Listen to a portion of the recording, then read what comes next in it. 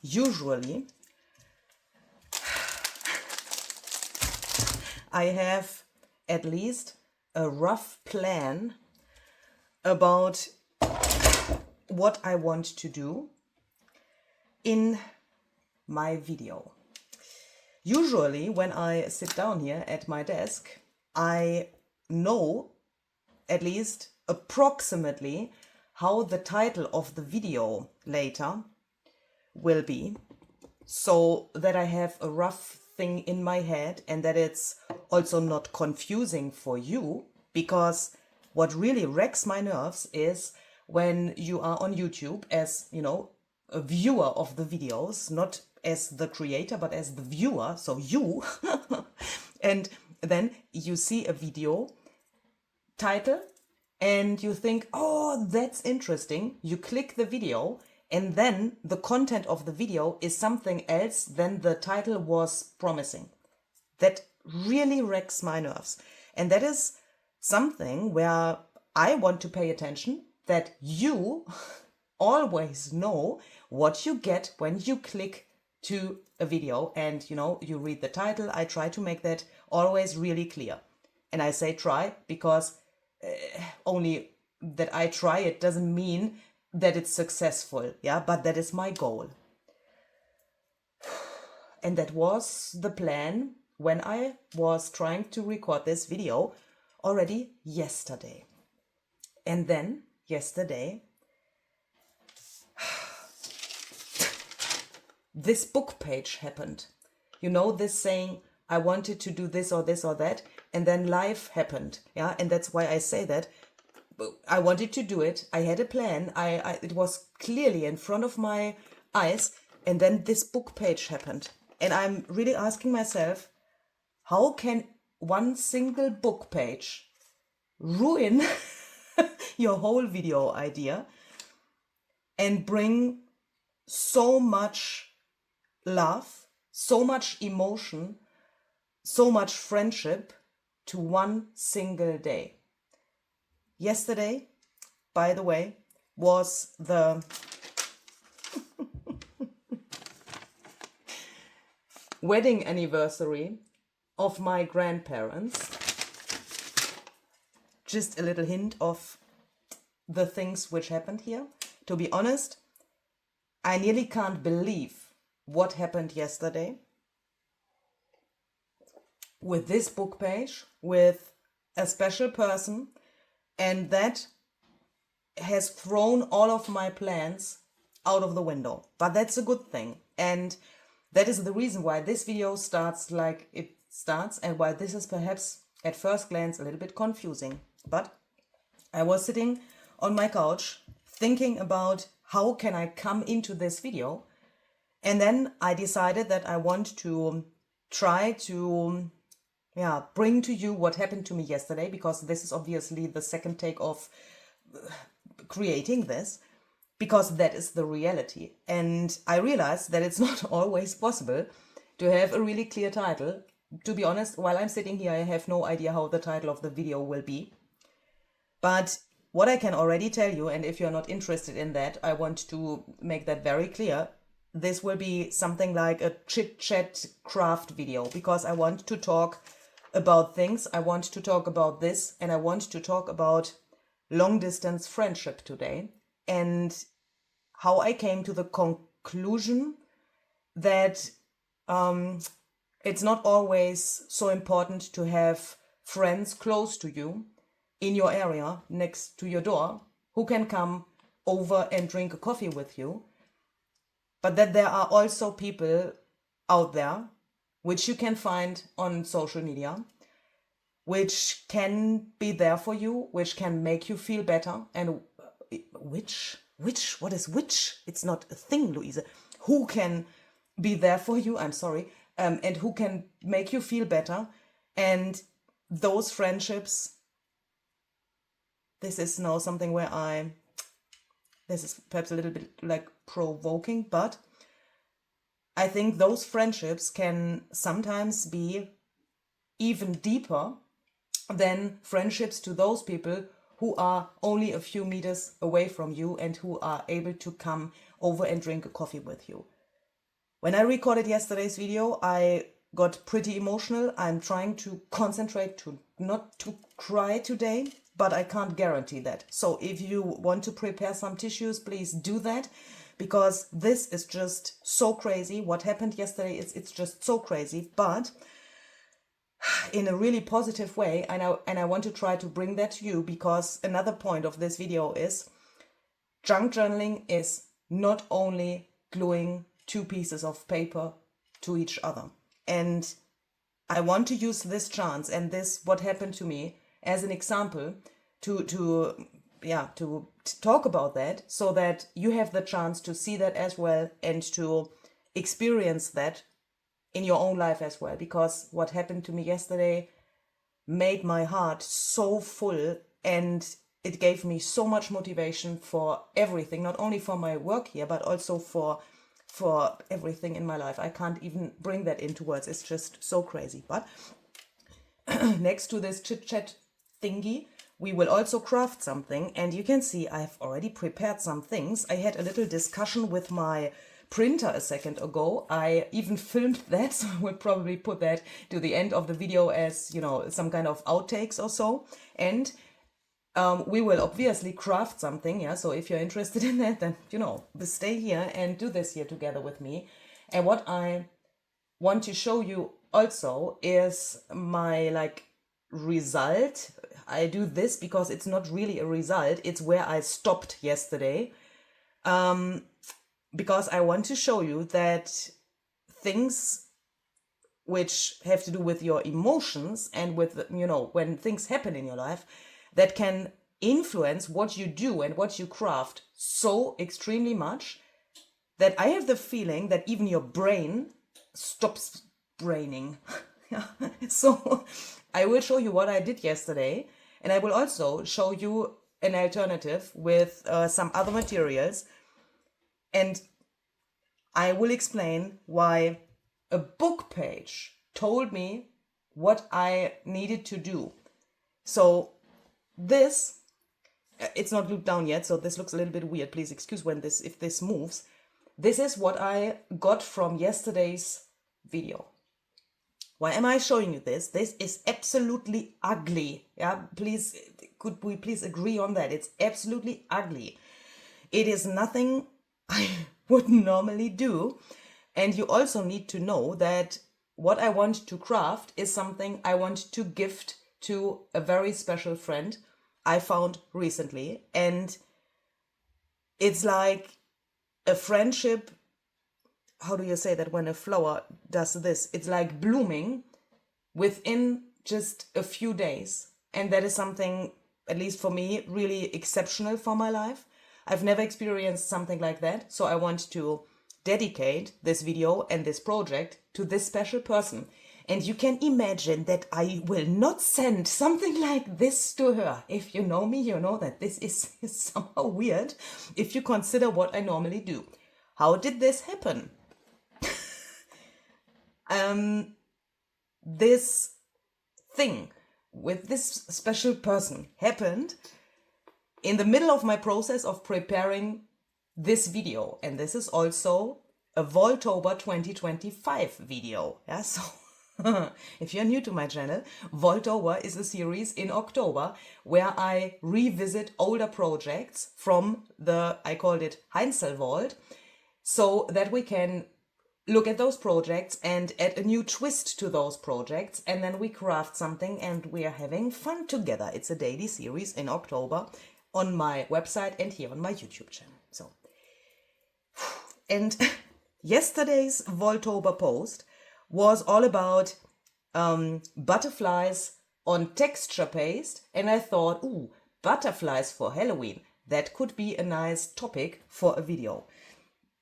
And talking about texture is a really cool thing, especially when we consider, I would need to put this out of my way, it's so terrible, especially when we consider what we did in the last video, which I recorded pretty spontaneously. That was this thing here. There we talked about fuzzy cutting, and fuzzy cutting in a really simple way, and how to bring fuzzy cut images seamlessly into a background. I'm still pretty proud about this. If you have missed this video, please check the Vaultober playlist, which is linked below this video. There you can find out how we did this, because I recorded a separate video about this. I'm so sorry. The things from yesterday are still laying around here. It's like, hair, why is here a white dot? You can find out how I did this and how I came from this to this without cutting all of the details of the mushrooms out. So that was in my head as well, because I thought, oh, well, we can also use perhaps some mushrooms, because mushrooms, butterflies, Halloween, that can go really well together. Everything was clearly in my head. And then the following thing happened. I thought, oh wait, I'm so sorry. I need to take this back so that you can understand that really well, because that is something which obviously can happen to you as well. And I want to try to bring to you what's in my brain and how my thoughts went on. And then in the end, we will hopefully have something which looks not so ugly like the other thing I've just shown you. So what then happened was, I thought, we talked about the background here, and we did different techniques for the backgrounds here. But all of these cards were made by using a plain paper for the background. So we started with a white piece of paper, and then we added our mediums and came to these results. So I thought, why don't I take a book page as a background? That could be great. Everyone has book pages. You know, I thought about materials everyone has, because otherwise there's this me, I can't do the project because I don't have the same materials like you have, like you do, Luise, and then I can't do it. You know, this me situation. So I thought about that, and then I thought, well, let's use a book page. We haven't used a book page in a very long time, so that's great. Everyone has book pages. I went to my drawer where my book pages are in, and that's a pretty big drawer with hundreds and hundreds of, perhaps even thousands of book pages. I can't tell you how many are in there, but it's a lot. And please imagine there's a whole, pile of book pages, everything in this drawer. The first book page I took was this, and I will now do it like it happened, but it looks a little bit weird because I have to do it again. Yesterday, I can't show you the real situation here because it is already gone, yeah, and it has already happened. My thumb was like so on the book page, in this, approximately in this position. And when I had it, I was like, ooh, it's a little bit flimsy perhaps for what I wanted to do, because I wanted to put some embossing ink on here and emboss the paper. And while I was doing this, and while I was thinking, oh, shall I perhaps take another book page from another book, which is a little bit thicker and a little bit more, not so flimsy, I, by coincidence, even if I think that coincidences don't exist, and when you hear the whole story about this, you will probably also will not believe in coincidences anymore. My eye came to this position where my finger was. And here it says the word sing. To understand this, you need to know that this person, I think I can say her pre-name. Her name is Lisa. So Lisa, if you see this, you know why I'm doing this.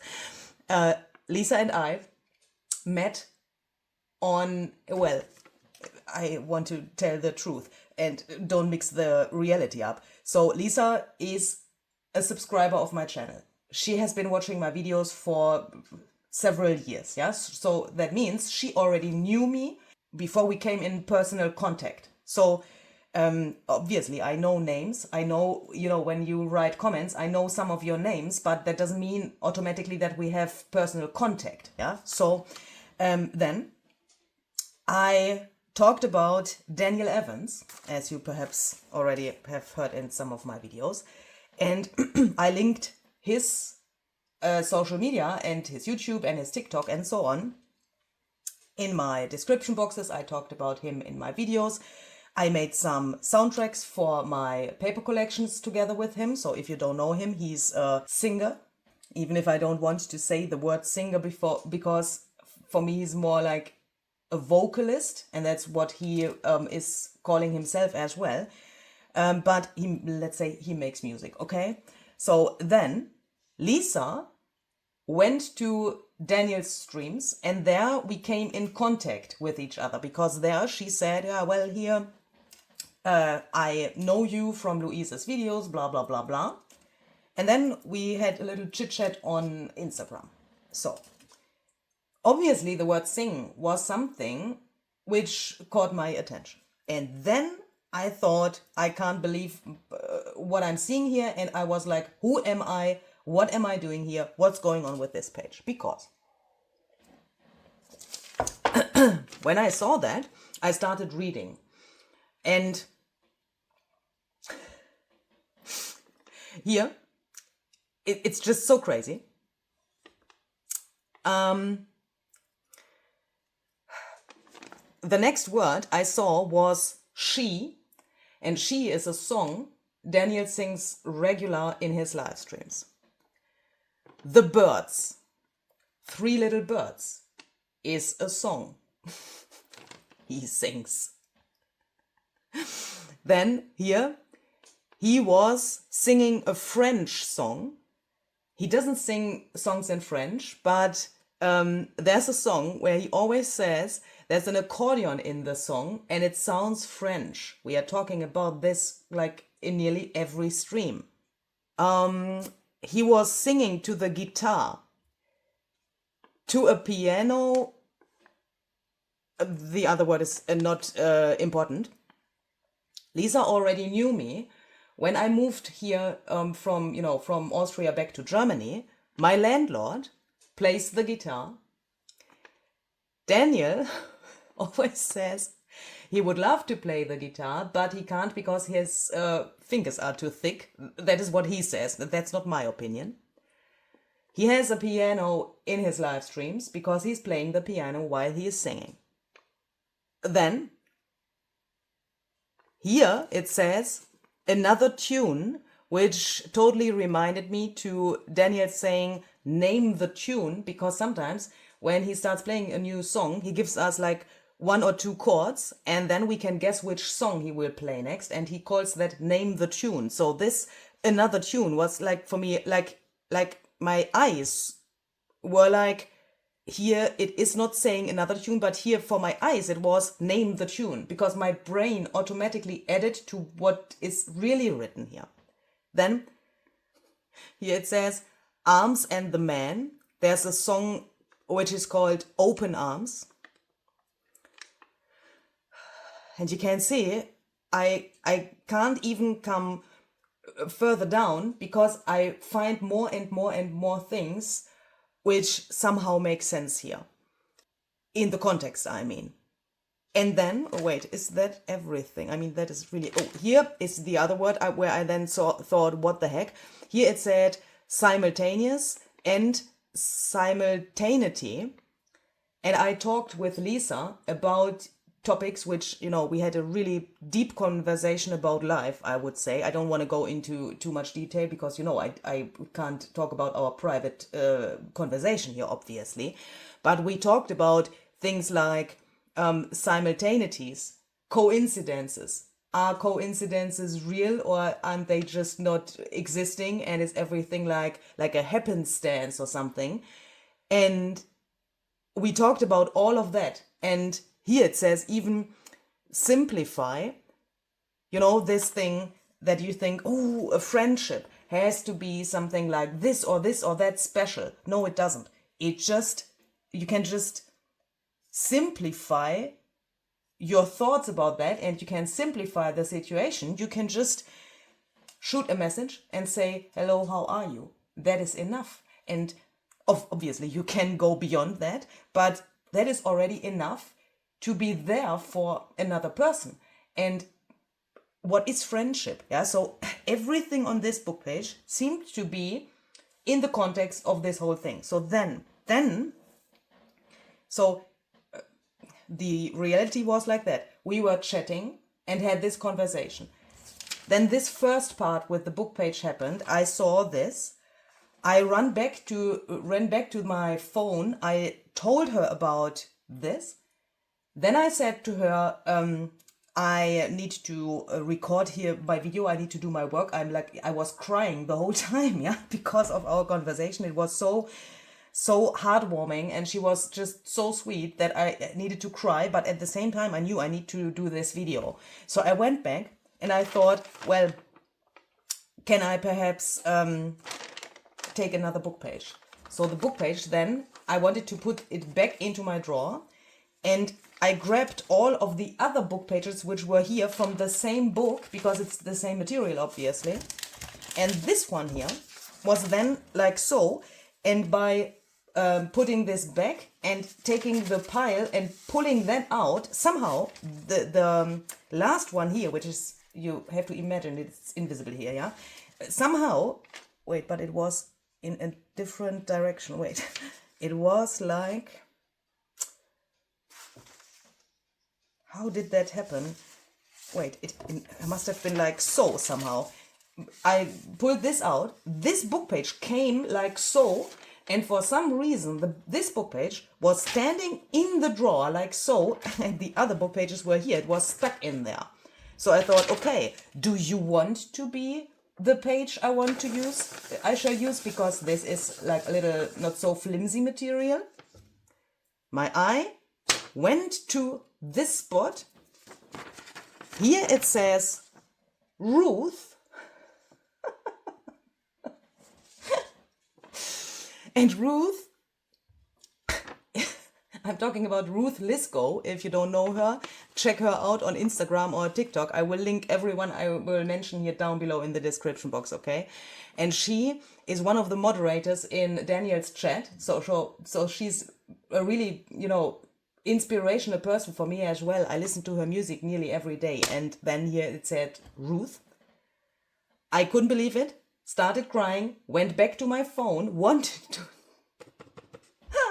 to tell Lisa about this. And in the meantime, she had already messaged me sent me some voice messages, and we haven't talked about Ruth before this happened. And in the voice message she sent, she talked about Ruth. And I was like, okay, now this is enough for me. I just need to sit down. I want to craft. I was like, I just want to glue two pieces of paper together. Yeah. I hope you understand the symbol behind that, because it was just too much for me. So then I was sitting here. I was talking to you because I was already recording that. By the way, I also asked Lisa which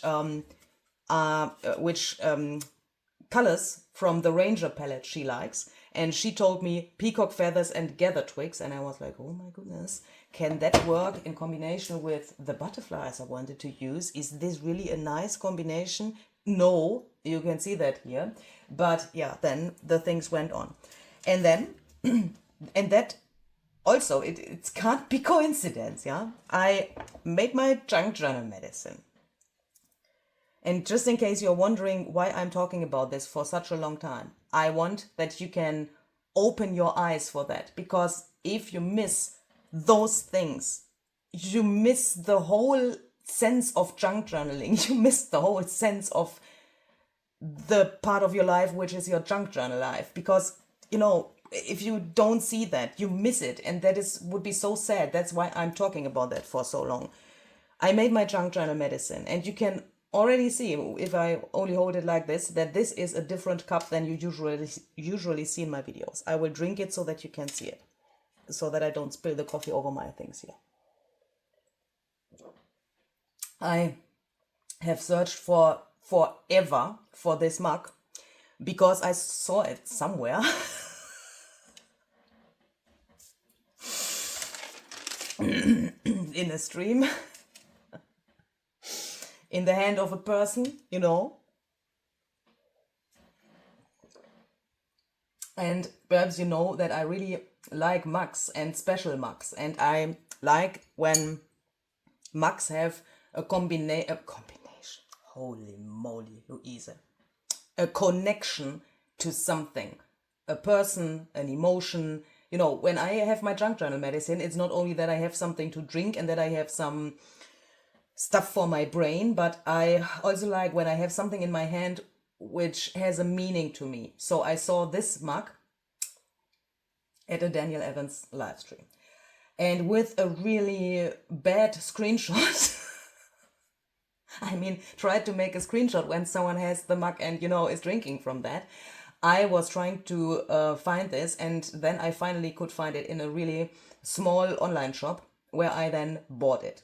This thing arrived a few days ago, and you haven't seen this yet in my videos. And to be honest, I was a little bit afraid to take this special mug to my desk because, when I film here, I can't always concentrate on what's beyond the screen, and I was afraid that I break the mug accidentally. So I thought, okay, let's be careful, put the junk journal medicine in here, and I was then having my mug here. And then I started creating this thing. And you can see I have built a resist here on the book page. It's a copy of the book page, by the way. I'm so sorry. So that I'm later on still able to read these things, even if I have mediums on here which cover the writing. But I wanted to have something which is like a peekaboo. No, that is not the word. Like a see-through thing, where we can still read portions of the book page, and these important portions, I wanted to highlight them. Okay, so that was the plan. And while I was doing that, and while I was explaining to you what I did and which mediums I used, here texture paste, blah, blah, blah, how does a resist work, blah, blah, blah.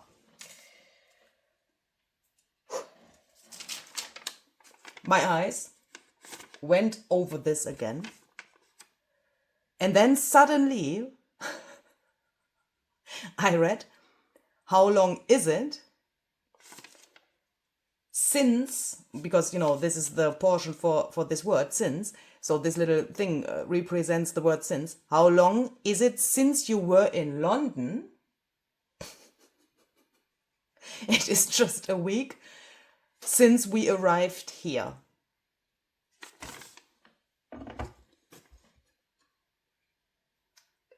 Please excuse me, but what? What? I think it's obvious that we can't use the original book pages, so I made copies. And while I was thinking about this, I also thought there is this thing where I have a lot of comments about that under my videos, where people say, oh, I can't craft along because I don't have fancy supplies. I can't craft along because I don't have Tim Holtz products. I can't craft along because I don't have these special mediums or whatever. I can't craft along because I don't have texture paste or whatever it might be. And I always say, I also only cook with water. Do you know what that means? I don't have special and fancy supplies. A book page is a book page, and materials are materials. Of course, you can't craft with air. You need some things, yeah? But with this video, I also want to show you how you can make things which are like simple things, simplified things, is that English? Look a little bit more high quality. Because when we look at this, we can clearly see that this looks a little bit like it came directly out from the trash can and it wants to go directly back into the trash can. Why is that? Because I simply used the wrong medium to put on here to make the book page a little bit more durable. I didn't pay attention to enough drying time, so that was definitely a fault I did, but that doesn't have to do anything with the material and with the quality of the material or the medium. It was just a fart in my brain, yeah? So how can we come from something like this to something which looks a little bit more like a professional crafter has done that? Because that is possible in my eyes with simple materials. So let's try that, okay? The idea behind this was to bring out these words a little bit more and to still have them on the project, even if we want to use mediums which at least partially are opaque and would cover everything up. So what I did was, and I think that is a pretty cool trick, but yes, I have to admit, you need a printer for that or a copy shop next to you. Yeah, but it's not impossible. If you look at this paper, nothing has changed. It's still absolutely flimsy, and it is something where I would say it's hard to handle when we talk about sprays, water, embossing, even gluing a page like this to something else is pretty hard. Because the paper is so thin and it can't handle so much water. And if we mess it up, we have a problem. Because this is like a piece of gold for me now. Even on the backside, there are things where I just can't, I haven't even talked about all of the things I can have, where I have a connection on this book page, because, you know, I don't want to make this an endless video. But make a copy of the thing you want to use. Why? You don't, then you are not limited to this material. You can save this as a memory if it's such a special page, and you have control over the material you then have in your hands and you can then work with. I would say there's no difference for the meaning if you have this or if you have a copy of the book page, because the meaning behind it is exactly the same. It's not the material which is here, which is this made from, but it's what's written here, right? So that is one trick. Make a copy.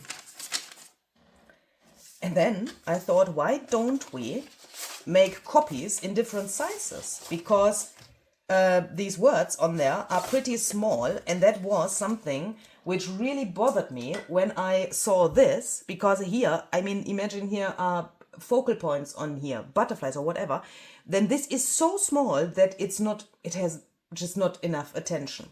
So then I thought, okay, let's bring the printer to make a copy and make this bigger. And then I realized something. Look, my printer, when a printer makes a copy, it scans it, right? And then it prints it out. And by scanning it, light comes through the paper, obviously. And that made, I want to show you the same portion somehow so that you can really see that, that made that this little stuff here from the other side came through. You can see that here as well. When you look very close, you can see that the writing from the other side comes through, but that is so invisible and it's not really an effect, yeah, because it's so small. But if you look at this, it looks like an effect we have made on the paper. It's just a tiny detail, but for me that makes a really big difference. And then I realized suddenly that circles are perhaps not what I want to have here. And I realized something else, because here on this piece, and to understand that I need to explain that, I also had a copy, because I already came to that idea yesterday, but I used the whole page to glue it to this piece, this is just an ideology packaging, to make it a little bit more sturdy. But I used the whole page. And then I realized that that I could find more and more and more and more words I wanted to keep. And that is why this circular pattern looks so incredibly weird. I would have never put the circles like so if I would have just randomly put them on without looking to the words. Yeah, this wouldn't have been the pattern then. But this pattern with the circles only came because the words are here, so the circles need to be here as well. And then I thought, wait, why don't I make a copy in different sizes to bring the words out more and just cut the damn circles out instead of doing that directly on the book page, because then I have control over the position of the circles. Yeah, and I was like, why haven't I come to that idea earlier? And then I thought, wait, circles, is that really the right shape? And I was thinking about that, if I really want to use circles, because what I did was, with the other thing, I made something like this, so that I could take this and, put it over here like a little frame, and then I could see which words were in the circle and how big I want the circle to be. Because for example, another tune, this size would be good, this would be too small, and this would be too big because there would be too many other words around it. But with doing that on the book page, I already found out that it's sometimes hard to bring this into the right position, and that perhaps a rectangle or so would be even better. And if we have in mind that the lines of writing are also like rectangles. I mean, it's way easier to cut something out to make it look nice. I mean, if it's a rectangle when we are talking about lines from a text, yeah. So then I was thinking, okay, how could I then arrange that? Perhaps I should prepare all of these pieces I want to use first before I, do the detail work or so. And then I was thinking, okay, how could I get at least a rough idea about the arrangement on the thing later? And then I realized that this is not Ruth Lisco, but it's another Ruth. And when I found, I found my inspiration for the arrangement, and then I realized that this is not Ruth Lisco, or perhaps it's two people in one name. That is perhaps also possible, but it's this Ruth. It's Nunu. And I thought, okay, I saw this. This is a screenshot from one of her reels, and I saw this, and I thought, let's do it like this. She has these longer pieces of something. Here's no text or something, but you can imagine this was the book page. Then we can bring out the words better. We can decide which portions we want to have peek out behind the focal point. And here is even something round. Here's a lot of texture. Let's use this as an inspiration. Let's give her a shout out because she's a great artist. If you don't know Nuneka, follow her. Ooh. I will also put her handle below in the description box. And then I thought, okay, then probably the Ruth here is her and not Ruth Lisco. Then the things went on. So this piece here shows, let me show you the reel she did about this, because then you can see it moving and it's even more impressive.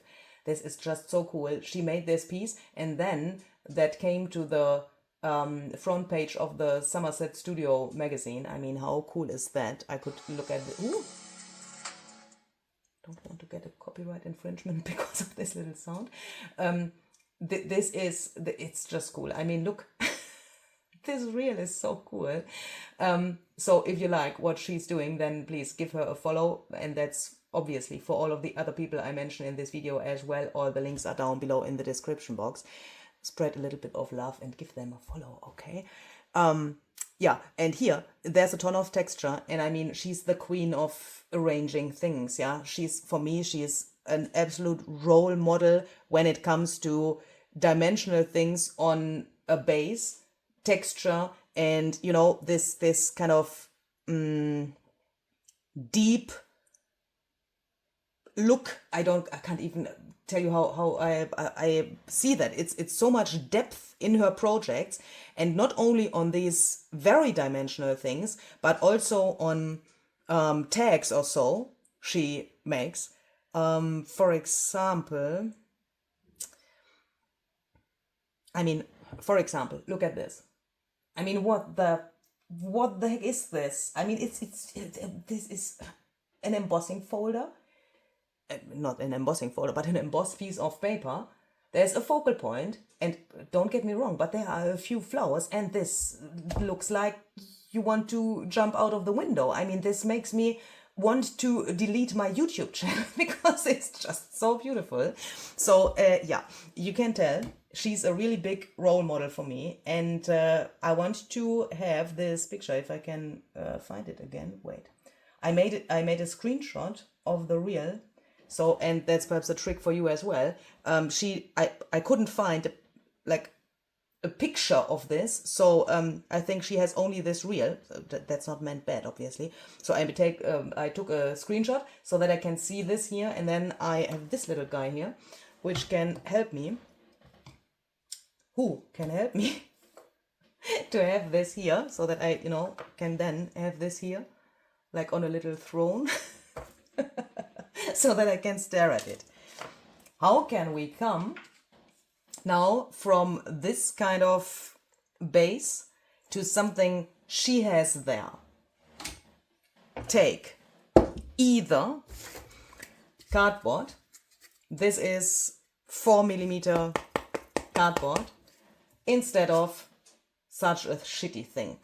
This and the ideology packaging is really great for making tags, cards, backings for everything. The best material you could find, because it would normally go into the trash can. It's for free, and it even has a nice pattern here. Yeah, it's great for many things, but not for what I want to do today, and not for something I want to, where I want to have a lot of layers on here. So that is definitely not what Nunu used there. So one relatively cheap and sometimes perhaps even free material would be something like this. Cardboard. You could use the back of a paper pad. How's that called? Yeah, a paper pad. If you buy watercolor paper or so, then on the back there's often a pretty sturdy thing. Use that. Or, and I will use these pieces for something else for the project. Or what you also could use is something like this. And yes, this is not for free, but this is good. So you could, sorry, you could use these and, create something like we want to do today on something like this. How to decide which shape and which size we want to use, I have absolutely no idea. We need to do the other things first and prepare the pieces we want to put on here, and then decide which size we want to use. But these are the etc. tags. This is called mini tags. I think I will never understand why this is called a mini tag, because I mean, what is then my hand? Is my hand then like a teeny tiny mini hand, or what is that? I always get so confused, because the word mini is not what I would expect if I would see this. This is called small tags, and there's even other sizes available, smaller than this and bigger than this. Why am I telling you that? If you buy these, please make sure that you not only read this, but that you also somehow, wait, I'm sorry, where is this? I thought it would, somehow I thought it also tells the inch measurements, but it doesn't. So please make sure that you read the description in the shop where you buy this, so that you don't get confused by these words. And this is called panel. It's just, a rectangle, and here are also different sizes in such a package. But these things, there are many different shapes and sizes available, so I want to use that as a base. But before I decide which of those I want to use, I want to take these, and these are just leftovers from other projects.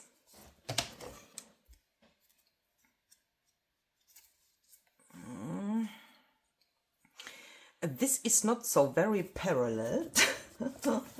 And as you can see, these are different width, which is pretty cool, because I thought we can imitate something like this here on our project with the book page. So what I want to do is I want to take several different sizes meaning width, because they have all nearly the same length, but we will cut them shorter in a second. Here there's even a bigger piece, so I'm thinking, shall we, let's perhaps take some of these out as well. And as you can see, hopefully, I am using what I have here. So this is nothing fancy, I would say, because I just look what I have and then I use what I have here. And I could even take these shorter ones, I think, instead of the longer ones, to save some material. Let's see. This is probably already too many options. That already drives me crazy again, but let's see. Yeah, let's go with that. And then let's put this and this away so that we don't accidentally use the original book pages. Oh my goodness, it's happening again. It's happening again. I mirror my screen from my phone to my other screen there. And Nunu just wrote me a WhatsApp message. Why? I don't know when we have talked the last time. I mean, that is, like it was, I don't know, a week or 2 weeks ago. We haven't had contact the past few days, and now she jumps into my video. Really crazy. So what do we have here? I wanted to use this to put that on the base of the thing. Yeah, so this page will then later on go on either this or one of the other things, because I think we can work from, well, shall we really do that?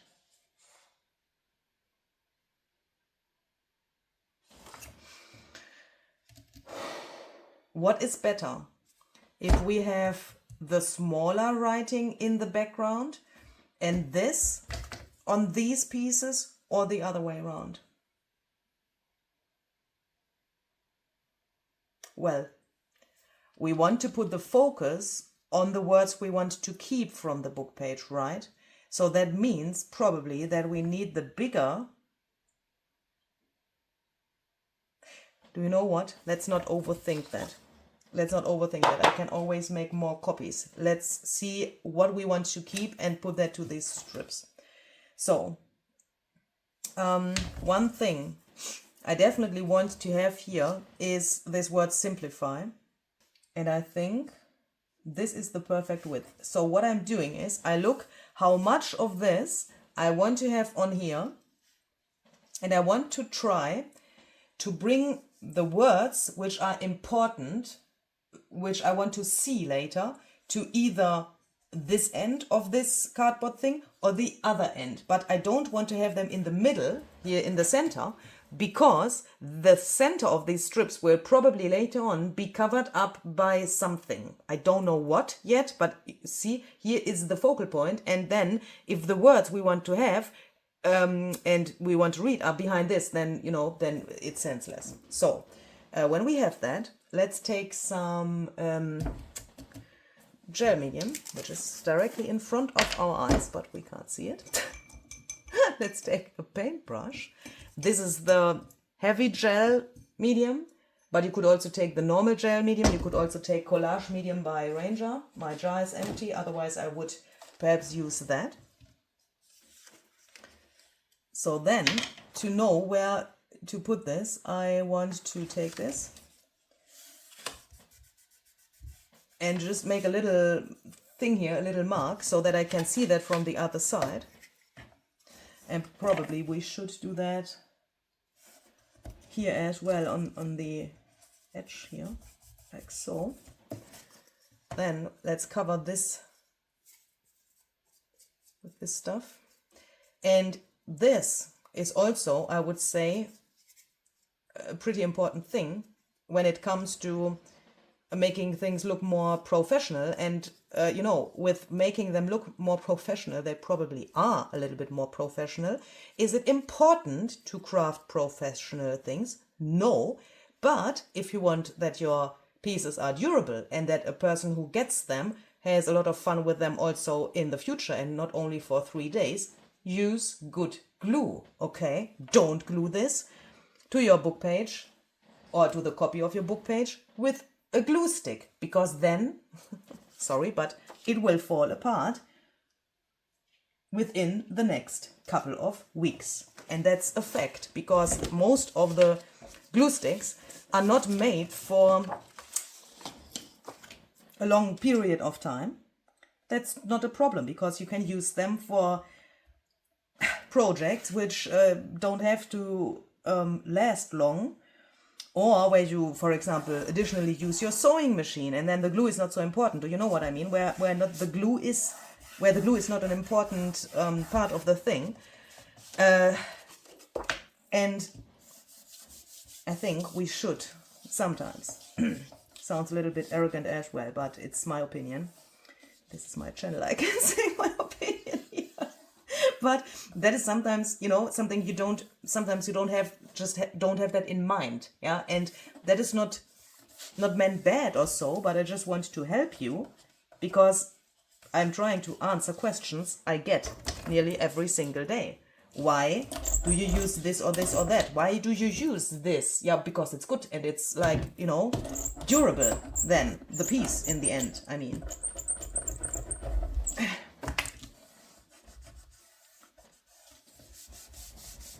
And I just lost my sentence. It is not necessarily important that we craft something which is crazily professional, but with trying to make it more professional, it's more durable in the end as well, and that is a good thing, isn't it? So then, here we have this.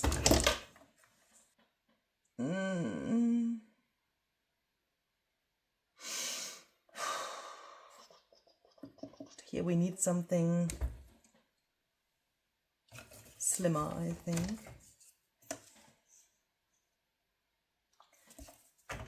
I'm just wondering, if we want to have the word simultaneous and simultaneity, then we should probably take 2 different strips, because,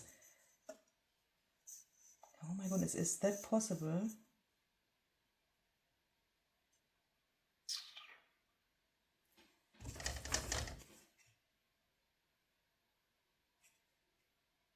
I'm just trying to decide if we can perhaps even vary the direction, because when I have this and when I later cut this out, the writing is like so. If I put my strips like so, like Nunu did it on the project, and just thinking if it would make sense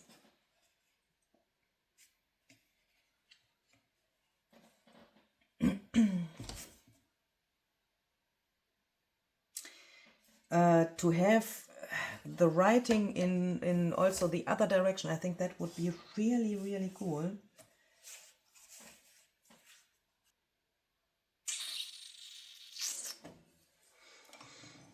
I will take a little break and make a new junk journal medicine. Let's do it. Let's just do it. I mean, what can happen if we just do it like this? Because, I mean, I can always make more of these. I mean, why am I stressing myself so much? I have absolutely no idea. Because since this is a copy, nothing can happen. And if this would be in the wrong direction later, or in the wrong spot on this piece, yeah, well, then I can just make another one and, make another copy of the thing and put it on another piece of cardboard, and then I could use this for something else where it's not so important that I have the word. I mean, then I have a piece for my stash. And I just got a message from someone else, which brings me to another thing I want to talk about. Sometimes you have those days where you feel the need to talk about the things And I think this is the perfect video for that. And you always have the chance, obviously, to skip a few seconds or minutes forward if you're not interested in that. Please feel free to do that, yeah? I mean, there are many people who want to support me and watch the videos, and I really appreciate that. But and that's not only for this video, if there is ever something where you think I am not interested in that, please just skip forward, yeah? You have your finger and you can, you know. But I think there are things we should talk about, and the next thing is one of those, and that also has to do with this thing of making things look more professional and more high quality or so, because when I show things in my videos,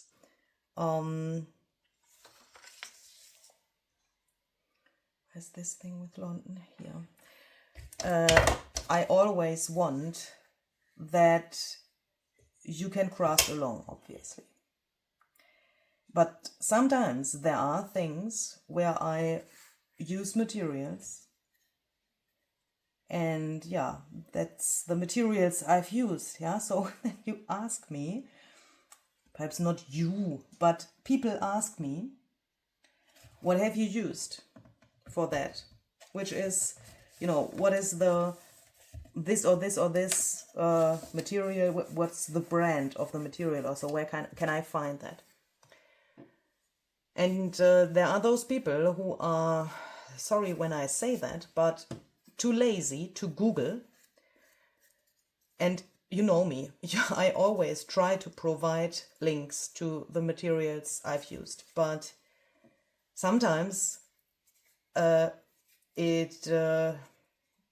reality comes through, and then perhaps I miss to link something because I'm a human being and not a computer machine.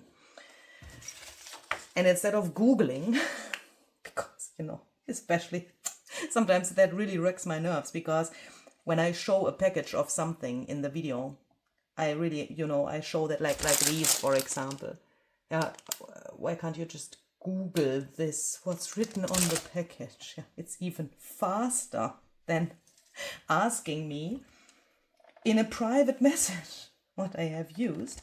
I have absolutely no problem with private messages. Please don't get me wrong. And if you can't find it on Google, it's obviously totally fine if you write me a private message and ask me, Luise, where did you get that? Which brand is this or this or that? But when I then sit there and I go to my Amazon or to Google or wherever I bought the thing, that's my time I spend for finding the link, yeah? And then I send it. And then the answer is, oh, that is very expensive, but thank you.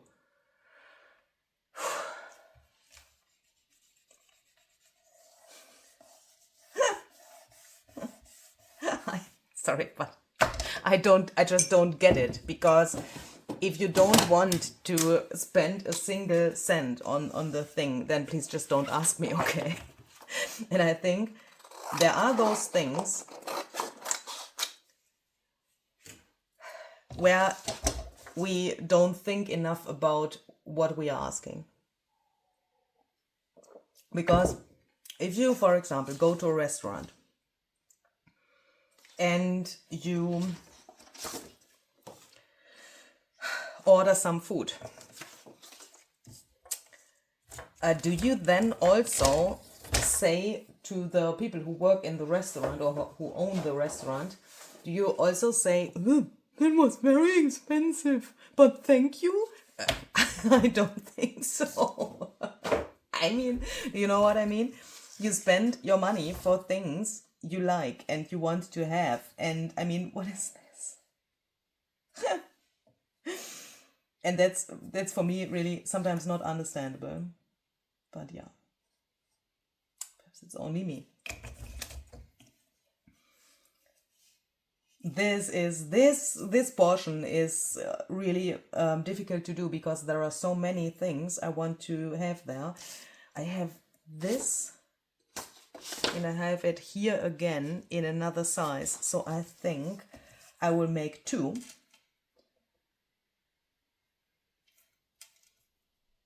So that, I mean, if it is then repeating on the piece later, who cares? And I think, you know, when you go to Starbucks, for example, it doesn't have to be Starbucks, but that is, I would say, something everyone knows. I mean, I have never been, that's not true. I was at Starbucks twice in my life, but I have not, I haven't bought something there, anything there, but that doesn't matter. I think Starbucks is something everyone knows. That is why I say this brand, yeah. But when you go there, how fast have you spent a ton of money there? If you go shopping, clothes or so, and you think, oh, I'm hungry, you buy food on your shopping trip. How fast have you spent money? Do you think about how much you've spent there? Yes, because you have a budget and you know what you can spend on food for that month, and you know your budget, obviously. But I think when it comes to craft supplies, we are somehow different, because, I mean, when you have had your food, it's gone. The money you've spent for the food, it's gone. This, you can have it forever. Do you know what I mean?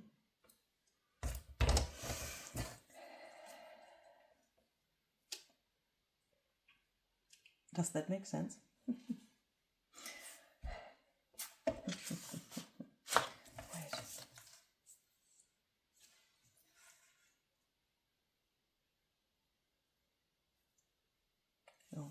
Here it says, I have been ill. I don't want to have that there on this trip. That is not so good. Well, but it will probably be covered up. I mean, we can do it.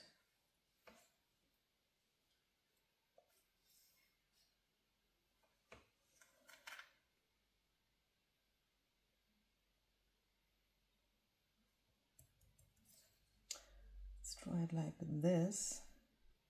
Here are...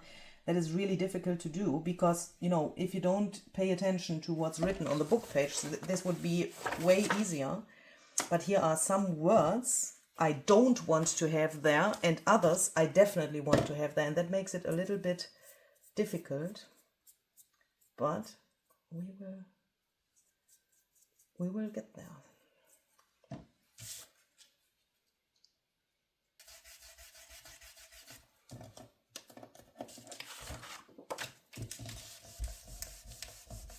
And that's also a thing.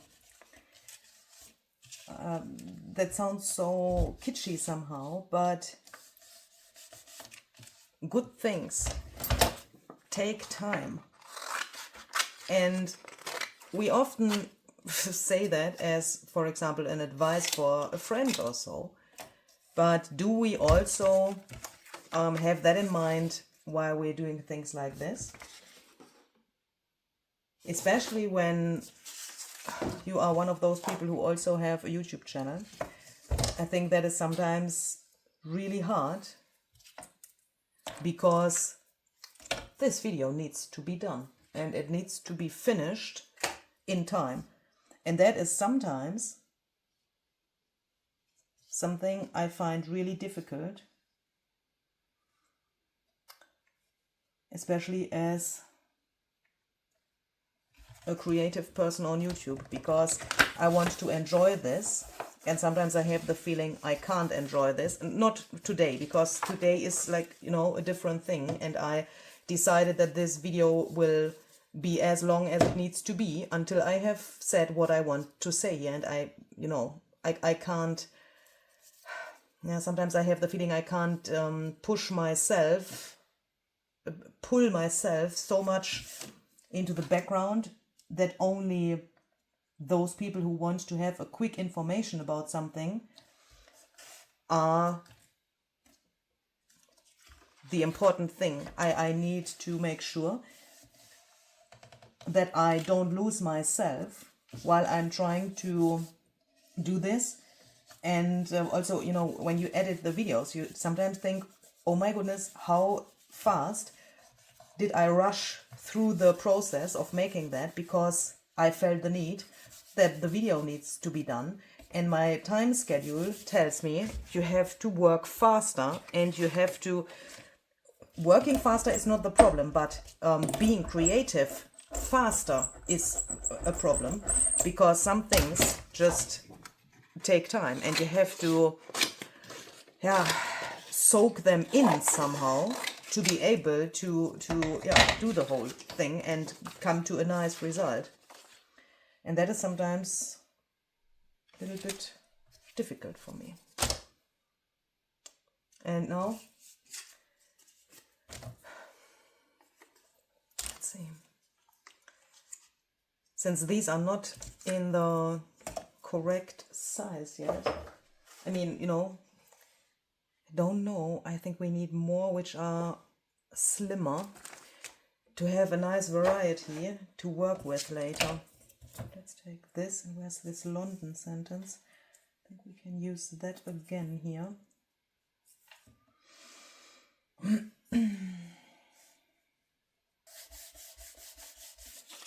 And then I will quickly dry them with my heat tool. This looks so weird.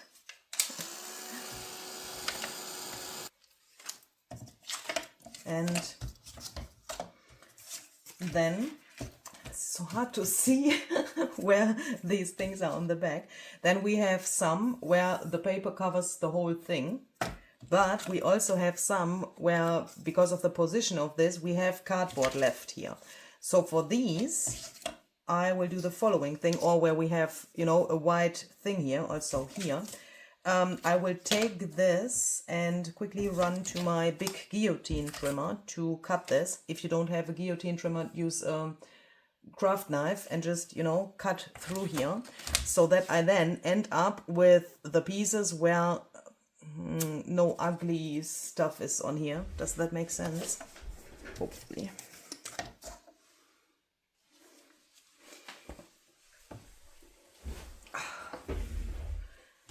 The idea behind cutting them now, like so, was that I now have a, you know, as an edge which makes sense. And now I can take a sandpaper. This is a sanding disc by Ranger. You could also take a usual, a regular sandpaper, and then we can just do it like this. Get rid of the excess, and at the same time we get a nice edge. When we talk about, give me something, when we talk about making things look more professional or a little bit more high quality, I think something like this is really helpful, because you can then get an edge. We will get rid of this in a second, but please take a look only at this, which looks really, like done with a machine or so, because it's just, a nice edge. Do you know what I mean?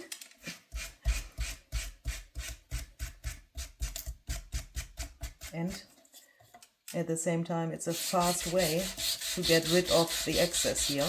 If I would use my scissors or a craft knife, I think it would never get so straight and smooth.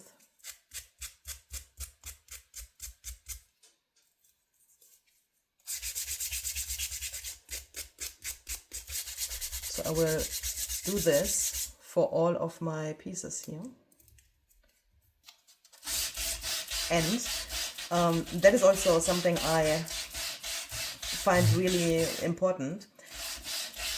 I think in times of Instagram Reels, YouTube Shorts, TikTok videos. We have lost this sensibility for this thing that some things take time. And I think if you want to get better with things, if you want to get better with, for example, singing, you have to practice. Yeah, you have to practice singing. You have to strengthen your vocal cords. You have to learn how to breathe correctly while singing, and so on. If you want to be able to lift a heavy weight in the gym, yeah, you have to go there and you have to practice and you have to do the things there. And I think with other things, like, for example, singing, or with muscle training or so, we think, yeah, that's normal, that we have to practice it.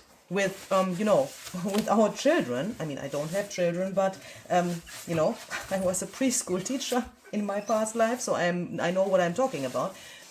We think, yeah, okay, they have to practice. They have to practice how to read, and they have to practice all of the things. But when it comes to crafting, we want that everything is fast. Everyone tells us everything about a medium, a technique, the material, whatever, in 30 seconds. And if the person can't do that or doesn't do that, the person is stupid. Yeah? Because the person talks too much. How often do I read that? When the people say, Luise, you talk too much and you do less. You should do more and talk less. Sorry. Things take time, and if you want to understand how I do this shit, then you need to listen. Yeah, so and please don't get me wrong. What I'm saying here is not for everyone. Yeah, it's not meant for everyone. I'm not talking to, perhaps I'm talking to you, but I'm not meaning you in this moment. But there are those things which really make my life sometimes really hard because of those arguments I just can't understand. And yes, this video is different. Here I want to chat with you and I'm talking about how the things normally would be, yeah, but I'm talking about other videos where people then sometimes say, it took very long. Yeah, because I also need to time to take this and put it here. I'm not a machine. I need to put it here and then look, simultaneously talk, think, do that, look if everything is in the right lighting, if I'm in the screen, and if I like it. So yeah, and there's a lot of things at the same time. Simultaneous. You were in London. Simplify.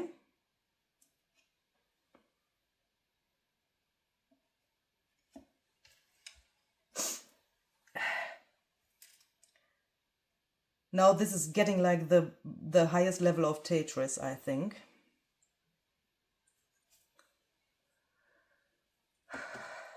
Because now we need to... so sorry. Who shall edit this video? Now we have to somehow find a nice arrangement, but at the same time we don't want to cover up the important things. Another tune. And I think it really helped that we have that was coincidence. There are no coincidences. But that this piece has the bigger writing, I think that is very, very, very helpful now, because then we can now work from big to small when we come... Do you know what I mean? So this is big, this is big, this is big, this is small. And now, I put the smaller writing more on the top layers. I can't speak. We can try out if that is really true by doing it like so and looking if we... Yeah, well, that's also nice. But I think it wouldn't be so nice if this was the small thing. Oh, enthusiasm. Oh, that is great. Can we keep that there as well? What is this? This is the one with the duplicate of the of this. So that is perhaps not so bad to have that there. This is now a little bit in the air. So can we perhaps...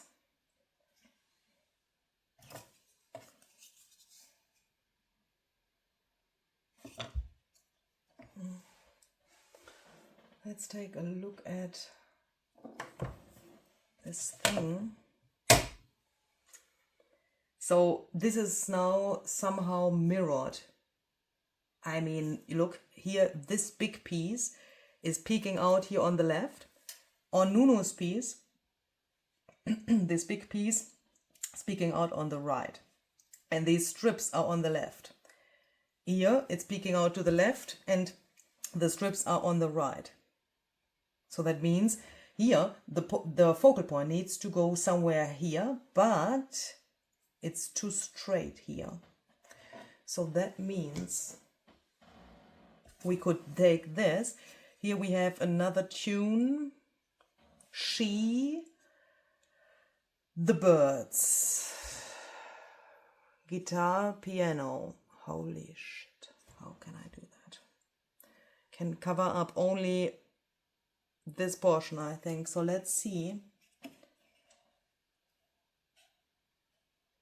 This is probably then too big, isn't it? If I do it like so.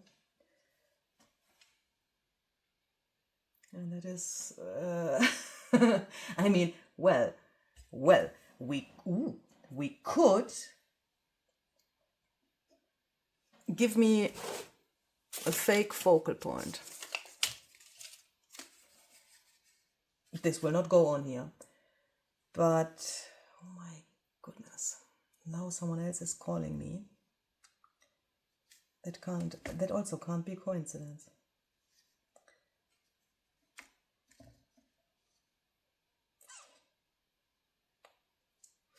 I mean, we could put the focal point here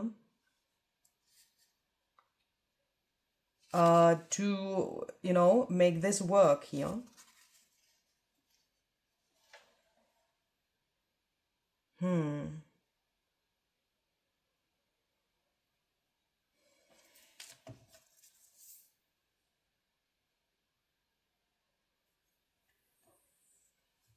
Could have this upside down. This is the portion where it's the thing with London.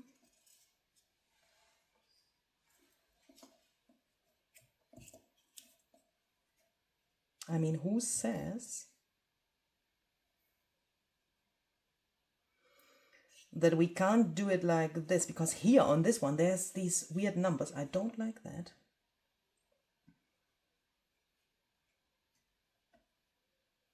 Who says that we can't do it like this? It's not parallel anymore, but I think we can imagine how it would look. But is that perhaps a little bit too busy? How did this happen? I have absolutely no idea. I was searching for some round elements in my stash, and then I thought, well, we can also take out other things which could be helpful here. I want to add something like a quote later, so I have taken out these little letters here by ideology. I also found these. Holy cow. I'm not so sure what I want to use. That's a little bit depending on which letters I have available here. I've also taken this stuff out because I thought, why don't we add some floral things? You know, when you go through your stash, then you sometimes find those things where you think, oh, this could work, that could work, that could work. And I find it pretty helpful to have that all around me. I also have taken out some metal pieces here, inspired by Nunu's piece. I was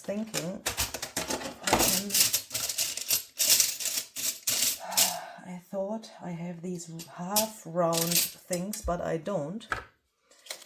I don't have any left of those, but I thought perhaps somehow something like this could work, because I would love to include some other materials. And if you don't have something like this, you could make something like this with, for example, a mold or so, or perhaps you have die cuts which are this shape. I've also taken these out because I was thinking about this butterfly as my focal point.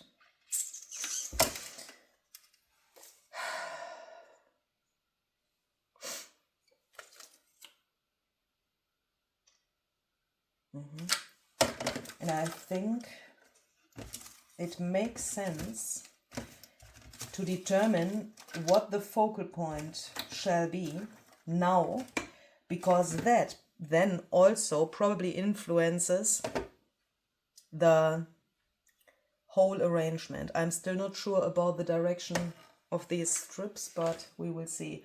What I then also have brought with me is this drawer, because I was thinking, can we? Oh, yes, we can. But I mean, with gather twigs, it's not a problem because it's brown. But can this work?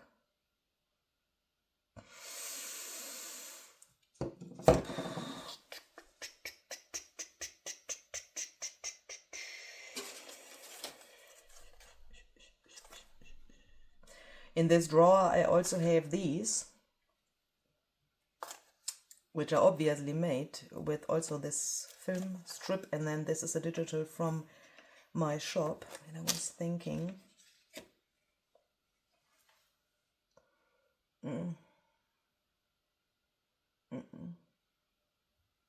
no. First I thought it's a nice addition to the butterfly, but if we layer it, then it's only half here, like so. Well, here, what is that? Here I like it.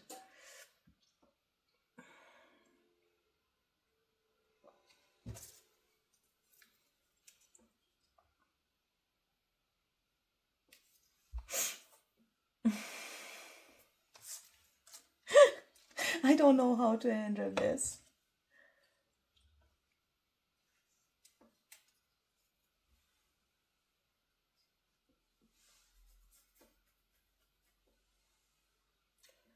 But what I know is that I like this really much when it goes out to the side there.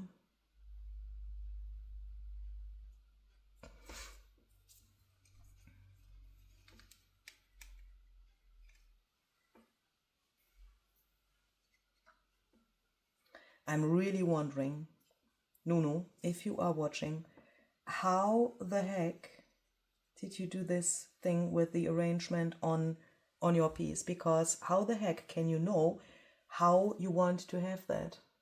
That is so difficult. I mean, she didn't have the problem that she wanted to read these things on the pieces, and I'm just thinking, do you know what?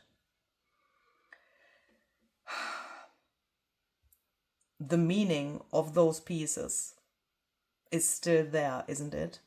Even if some of the words are covered up.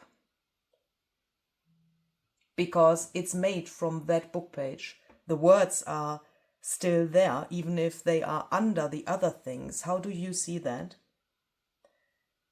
Because I have the feeling it's impossible to get a nice arrangement and at the same time paying attention that we can read the things we want to read. I think that's impossible.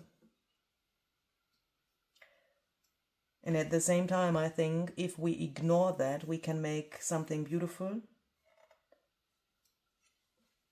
The meaning of this is still there, because, you know,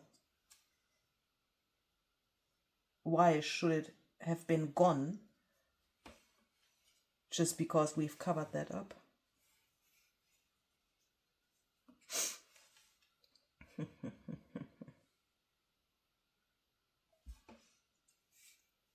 I'm not so sure if I am convinced about my own theory, you know, but let's see. So we can just make a mix of that so that we have a nice arrangement and can at least read some of the words, perhaps not everything.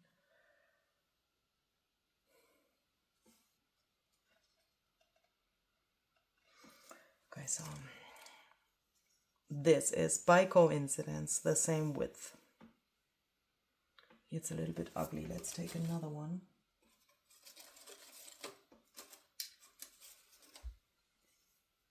Let's take this one.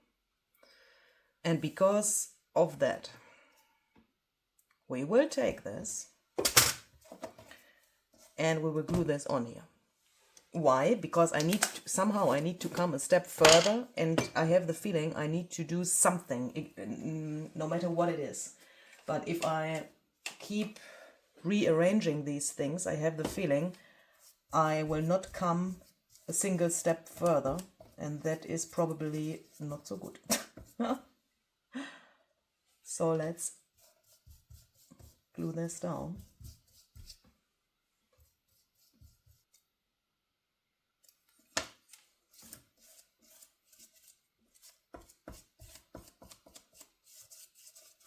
Because I also think when you do that, I mean, I've covered that up there now, and I have to live with that now. Yeah, I've covered the word up.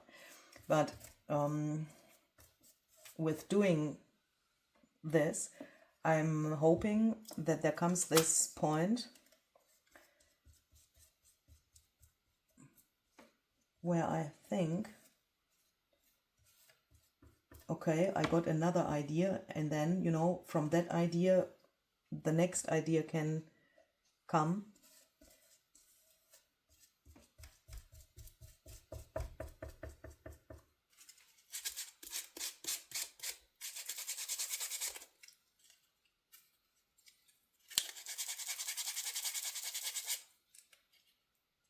Oh, this paper is very sturdy.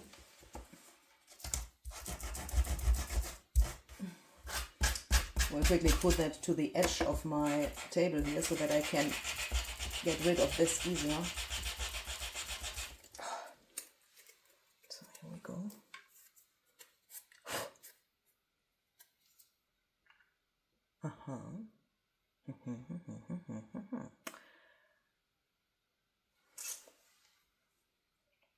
Before we do anything else, decide about the size and the shape of the base.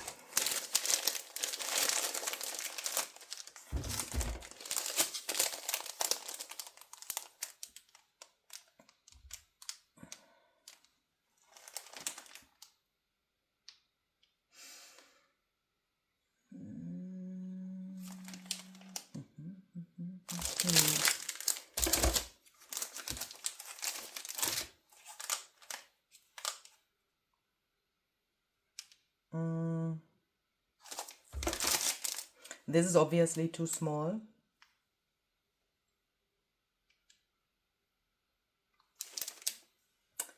If we would use this, it would be a lot which would peek out. What I also think have is the large etc. tag. I bought this years back.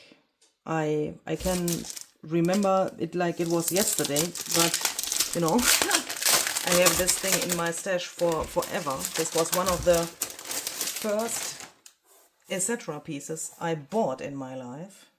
This is pretty big. And I didn't know about the sizes of these, and that is also the reason why I talked about that in this video in the beginning, because I was completely confused when this arrived that it is so big, and since that day it is in my stash because there wasn't the right project for using it. But I have the feeling that today is the day. Oh my goodness, look, because when we see this on the background now, we can see that we have this negative space, and I think we need that to bring this more to the foreground. visually.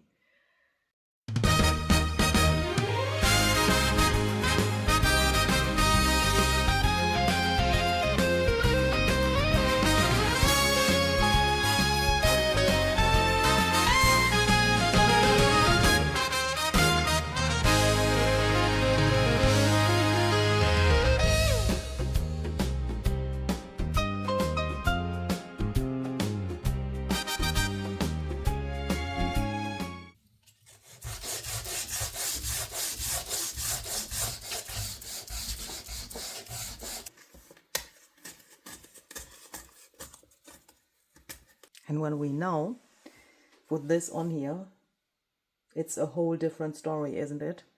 But we need to push this more to the background, because otherwise we won't be able to see that we have different levels here. I mean, that could be a nice thing as well, making everything like matchy, but dimensional at the same time. There's no problem with something like this, I guess. But I want that this is more in the background. I want something...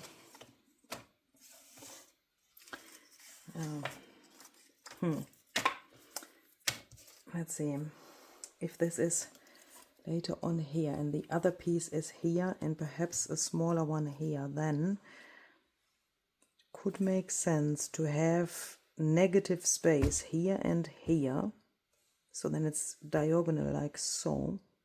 Why don't we take this? What about this fancy thing?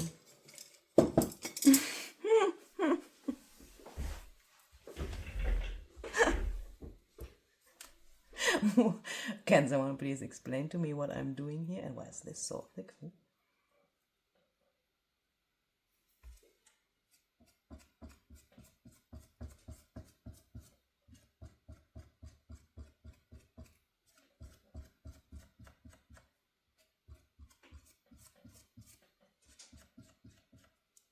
Okay, give me a paper towel.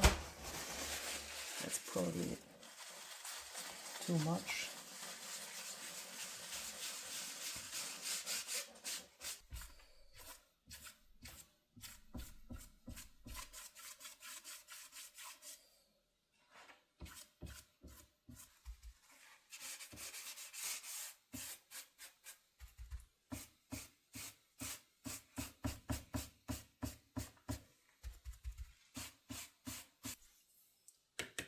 This, I think, can't be a very dominant thing in the end. Otherwise, it will not look good.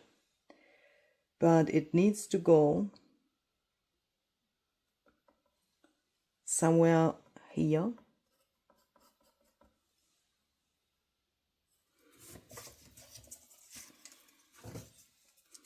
And no matter how this will go on here later,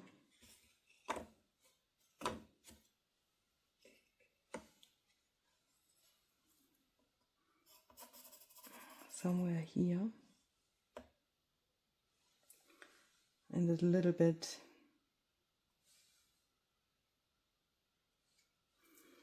here behind the wing. Oh my goodness. Okay. We are going to put all of this out of the way so that we don't accidentally spritz on that.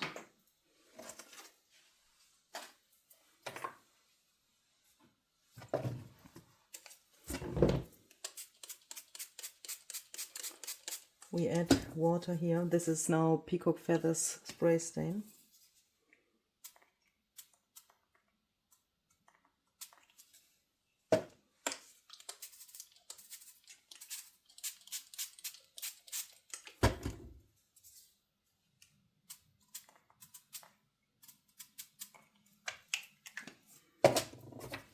And this is Gather Twix Oxide spray.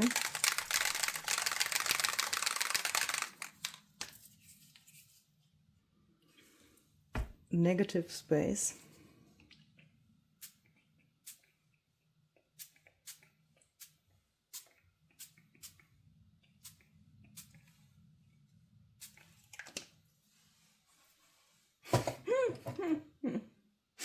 paintbrush when I start speaking sentences with only one word, then you know what's going on, because that is a pretty intense sign for that I have problems.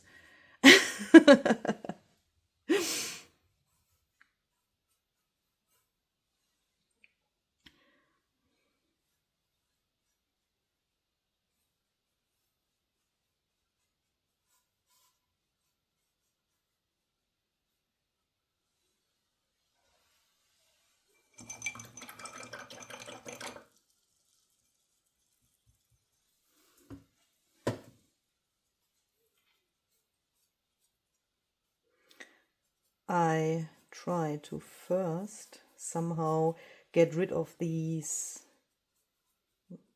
speckly look.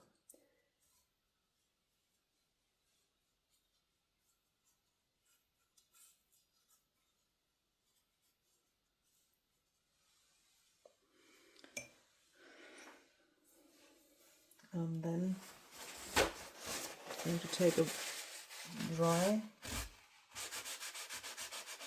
paper towel.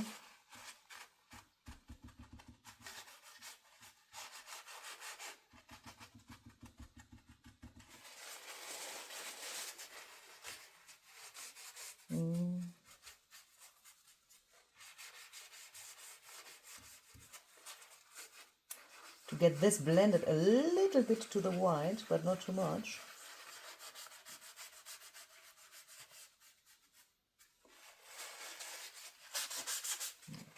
Okay,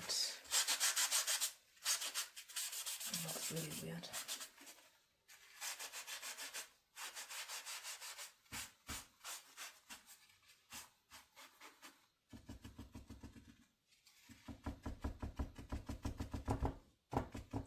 Okay, the paper towel soaks way too much. As you can see, that is not the correct thing to use.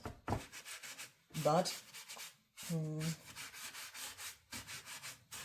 it's good, because now I have this. I mean, I wasted a lot here. Yes, I see that.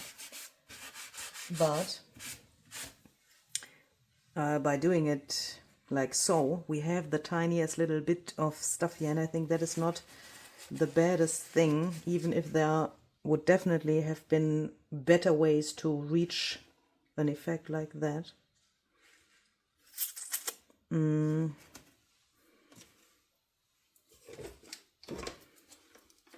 For example, by doing it like this and then, adding water and just let this run over here. I think that is the better solution.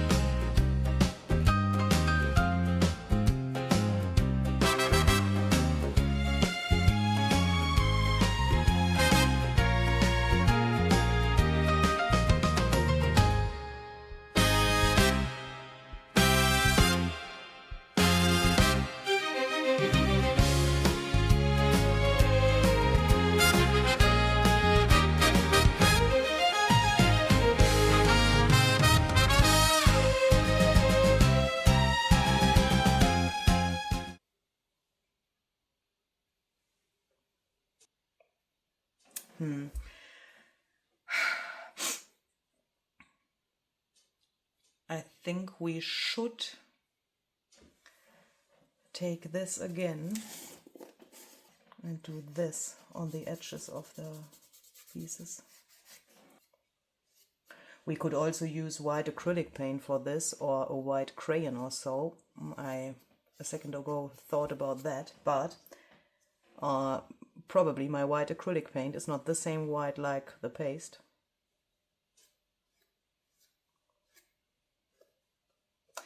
Oh, and look, let's do it like this a little bit. Then it gets a little more interest on the edges and it's way easier to apply.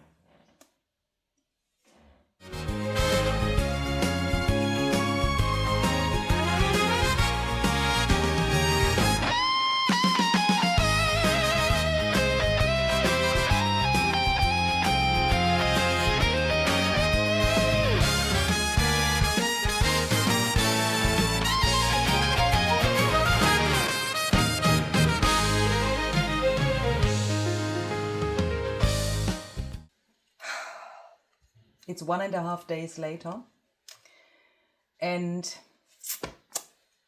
I am facing a really massive problem. But that gives me the chance to talk about some other things next to the topics we already had in this video. I often get asked, Luise, why do you always want to know how a paste, for example, let's make the example, what I'm trying to say with the paste, because the paste is my problem here. Not the paste itself, but my missing knowledge about this paste is the problem here. But that can be for other things as well, obviously, and the answer would be exactly the same. When people ask me, why the heck do you want to know how such a paste reacts? Why can't you just take the paste, put it to your project, and be happy with that? I know that I bring myself into really much trouble, time trouble, mainly, by experimenting with pastes, by trying to get knowledge about pastes and obviously other mediums. But one reason, and that is probably the main reason why I'm doing that, is this. It is not drying on here. I thought, and I have done that with other pastes multiple times. I think I already mentioned that in this video. It could be that I have edited it out, but I'm not so sure about that. So sorry if that's the case.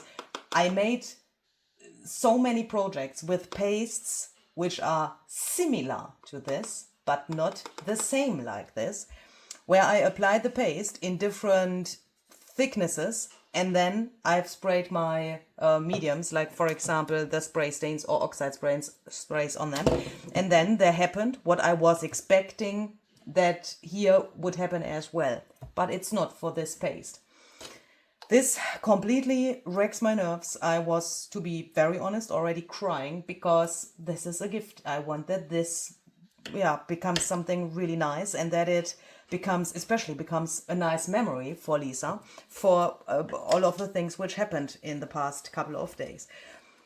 It's totally not understandable for me why, and I take a dry paper towel, it's here, nearly permanent, but not permanent, but dry, but it comes off here, just, the tiniest little bit. If this would happen on in all of the spots here and on the whole surface, it would not be such a problem, because what is this? A dry paper towel reacts somehow like the tiniest little bit of sandpaper or so, because when you rub over something like this, what happens then? The paper towel is like sandpaper, and if she has this hanging on her wall or so, then she wouldn't go there and take a paper towel and do this on the piece. Who would do that? But here it's coming off. And when I touch it, it's sticky. And I have absolutely no chance to put more things on here because, you know, if I would put glue on here, that would never dry. It would probably turn into some kind of a slime or so. And yeah, I don't know what happened here. So the thing is, if you have this space, don't do what I did in this video, okay? But I think it's good that this happened here because then we can find a solution together. And I think this also shows that you can have a really good plan and it just doesn't work. And what do you do then? Please don't sit in the corner and cry. I did that and it doesn't help. So what we are going to do now is very carefully take a paper towel and I will take this off where it's still wet so that I don't get problems when I glue other things on here, because that's what I obviously want to do to finish this. I'm hoping that it will then give me perhaps some kind of a smooth look, and that obviously works pretty well. I can blend it a little bit, and then this here, yeah, is obviously permanent enough to go on and dry enough to go on. I could probably also take water and go over this and try to remove that, but here I can see that I really like this look here. It's a little bit like wood or so. I mean, colored wood or painted wood or so. Here I guess I have to be very careful. Yeah. If I do that carefully, it gives a really nice effect somehow. Because the funny thing is, in some spots, it is doing what I was expecting it to do, and that, yeah, that is exactly what's happening here now. That is really, really weird. But let's see. Okay. Now it looks a little bit very weird here, but at least it's dry enough to go on. And I really like this effect, even if it's not what I originally was expecting. But when I see this now, I think what we can do is the following thing. We are going to decide for a stencil first. I think this one could work really well. This is THS 032 by Stampers Anonymous and Tim Holtz. And the cool thing is, here I can still, and that's why I glued it like I glued it, I can still put things under here. My stencil, other pieces, for example, this stuff here, and so on. I find that really helpful. So I thought, why don't we add texture here where we have the negative space and there where we have the negative space, meaning where it's white from this paste. And I will use this paste for adding the texture.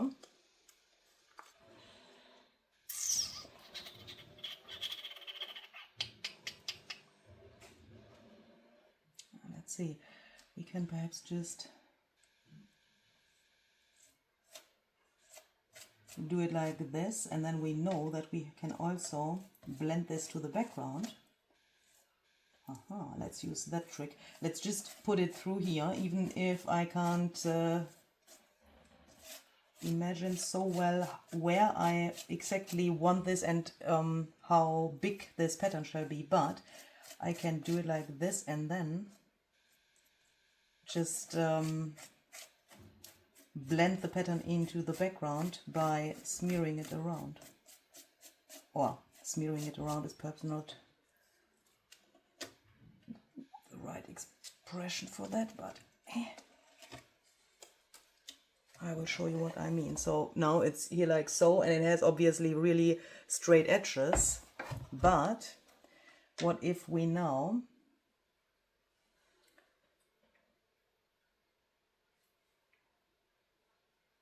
take our finger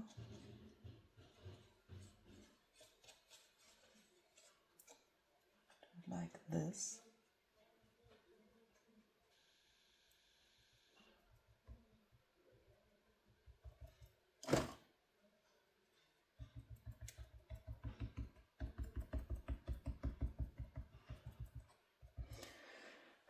And that straight edge, what to do with that?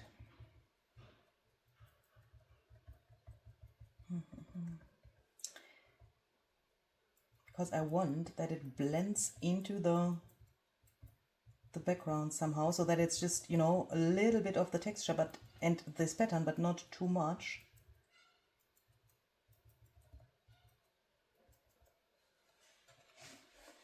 I think we should perhaps let this dry first, and then we can put a little bit more of the pattern here by flipping the stencil. I think that's what I want to do. And then while that is drying, let's also add a little bit of the pattern somewhere here.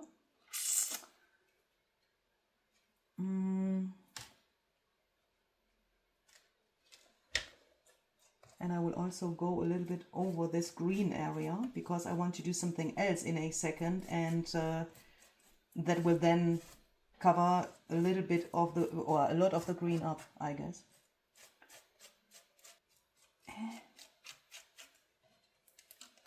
Nine. Okay, that is good.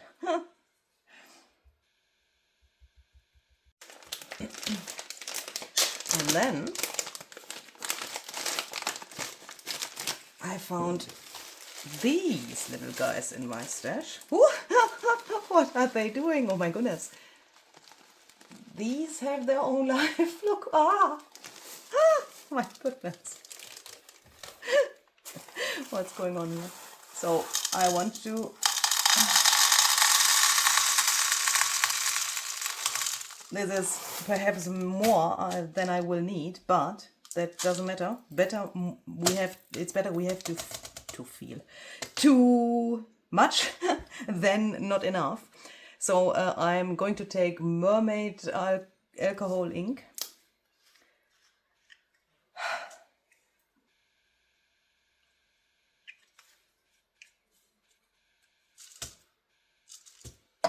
Plus Juniper.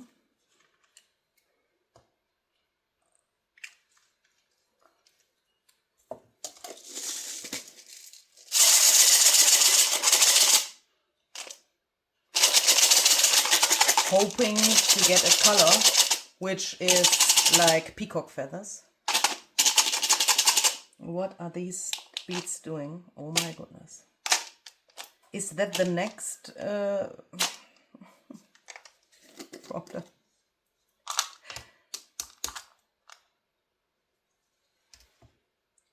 Why are they reacting so weird?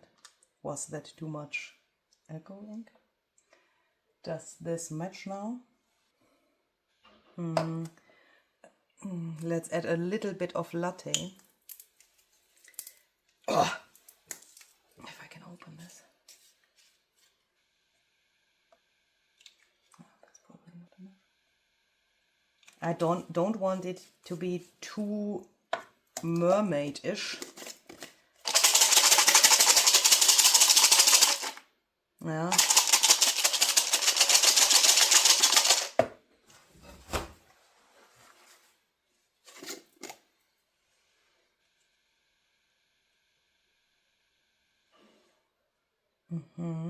That is pretty good.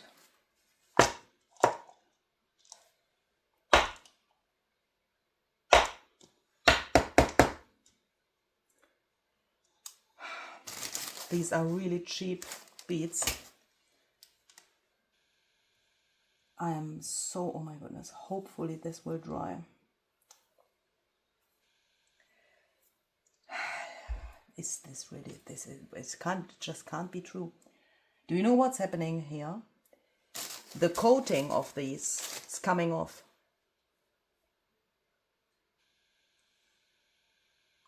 Okay. Give me my heat tool and please more patience. I wanted to make another color, but okay, wait. I don't know if you can see that, but oh my goodness, what is happening here? they get somehow a pretty cool texture. Wait, let me see if I can show you that. Where am I? Looks like crumbled foil or so. Can you see that? That's happening through the heat.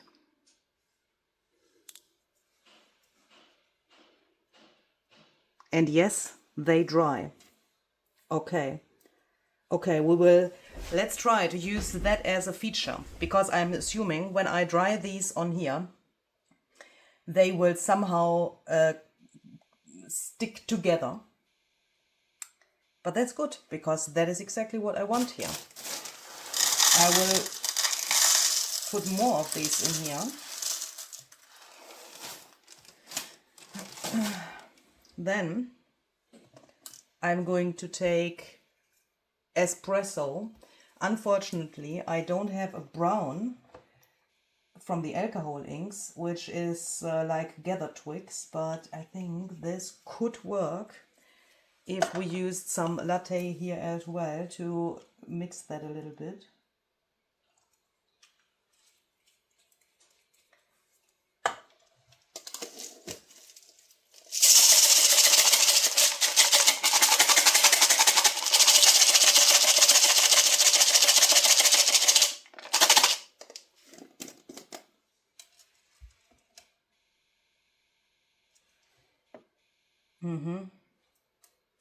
And if we then also use them like they are, I think we have a really cool combination.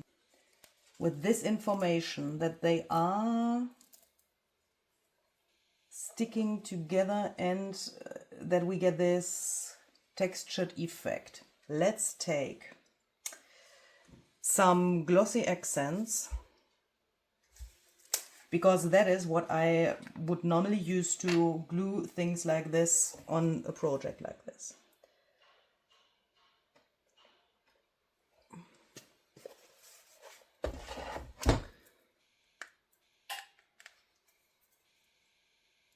Let's then wonder why he is coming out nearly nothing. I already was expecting that. This is pretty empty already. So I'm going to put this on here.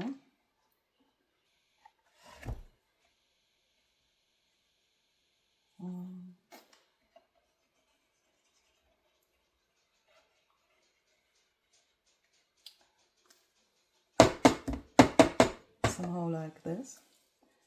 Then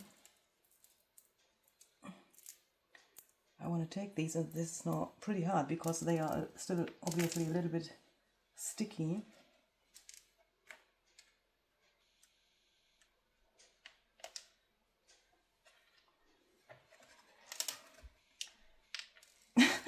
Oh, no. And then let's throw them on here. I need to turn that around, otherwise I can't see how I want it to be.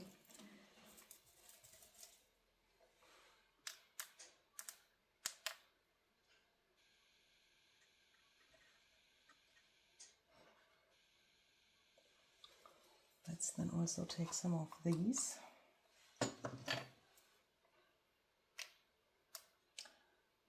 And yes, not every single bead is touching the glue now, but I don't care about that, because in a second I will use my heat tool. Everything which wants to stick here may stick here, and the beads which don't want to stick, they can just fall off and do what they want. And if I want to add more because too much has fallen off, yeah, there's no problem, then I can just add more glue. Hopefully that makes sense. And add more of these. But what I'm hoping for is, if I now dry this with my heat tool, that I then get this textured look, because that looked pretty cool when I had it here on the paper towel, on the beads.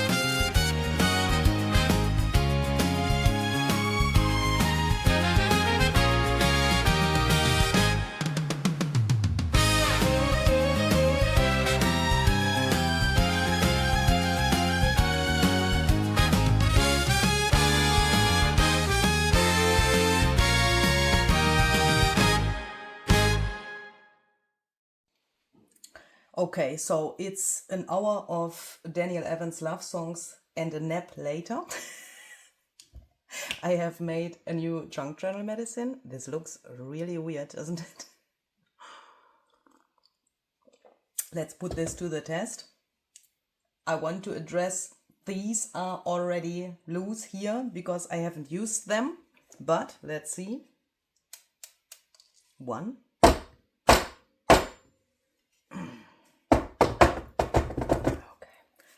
Use glossy accents and all of your problems are gone. This is, I mean, oh, here's one more which is loose, but it's not another one. But that is not really the problem because, you know, they are like melted together even if they are not molten. Molten, I think. But that is good. So then, next, I have made a quote here. And the quote shall go on here somehow.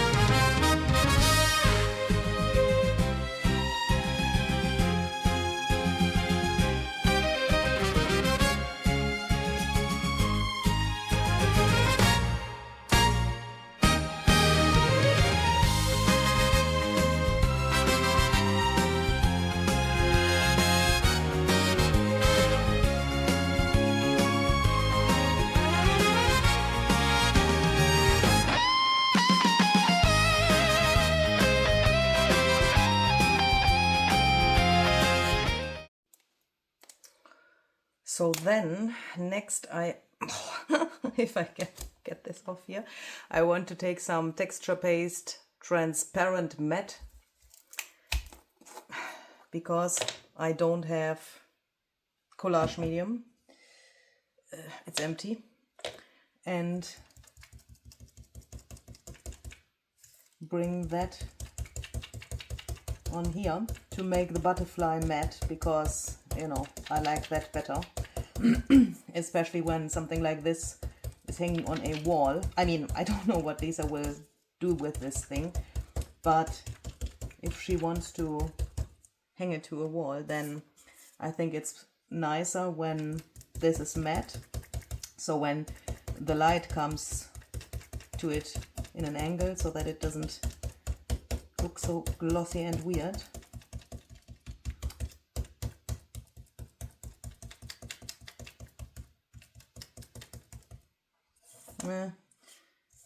We might need to add a second layer, but we will first let this dry. And then I have printed my quote. I made it through the rain. Just, you know, printed it with my printer after writing it in Word. And I want to back this so that it's not so flimsy with this piece of white paper. I'm using this here. Looks a little bit like strange because no, it's just printed instead of having some like dimensional letters or so, but I have spent approximately an hour or so, well, I think it was even more, trying to arrange the other letters I had The black letters I had looked nice, but they were just too big. And these, where have I put them now? These white letters by Ideology would have been really nice on here, but I had the problem that an H and an E were missing, so I couldn't build this sentence with the other letters. Congratulations, Luise. And because of that, we are going to do it the old-fashioned way and just do it like this. I think I need to, yeah, let's do that again. And let's glue this again to the paper to have 2 layers of this little sturdier paper underneath here.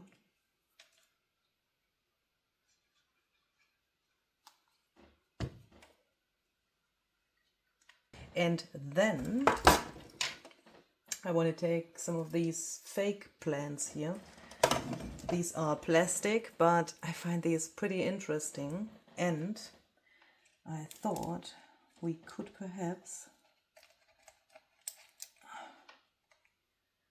put some of these in here for some more interest.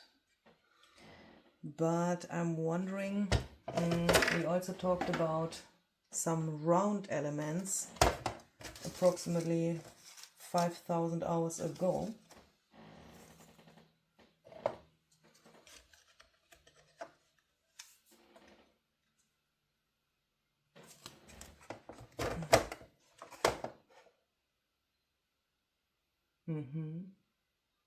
But I want to make them matte as well. For gluing these plastic plants, I'm also going to use some glossy accents.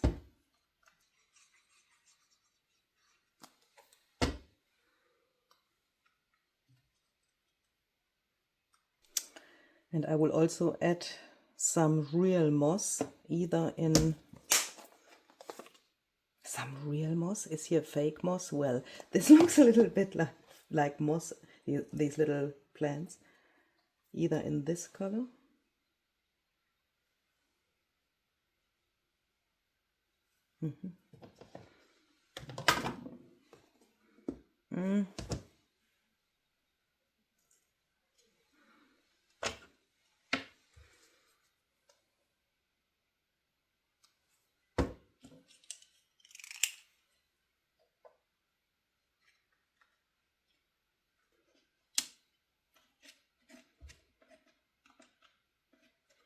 and let's then do a little bit of fine-tuning by adding the tiniest little bit of gilding wax on here.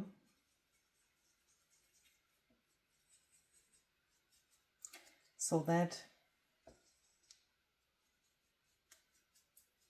this looks the tiniest little bit aged, and I mainly do that to give these beads a little bit more dimension color-wise somehow. I think that makes no sense, but due to this thing, when I overheated them or I dried them and then they started melting or so, we got this texture. And when I go over this now, I can bring the texture out a little bit. Can you see that? And then it doesn't look so flat anymore. Just realized that this one is not touched yet.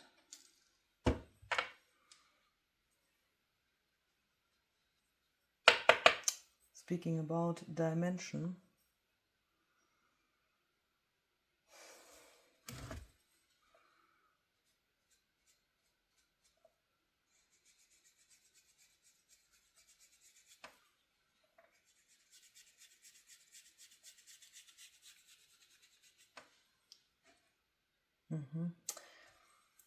Yes, but not with this color. Let's first try it with brown. This is ground espresso distress crayon.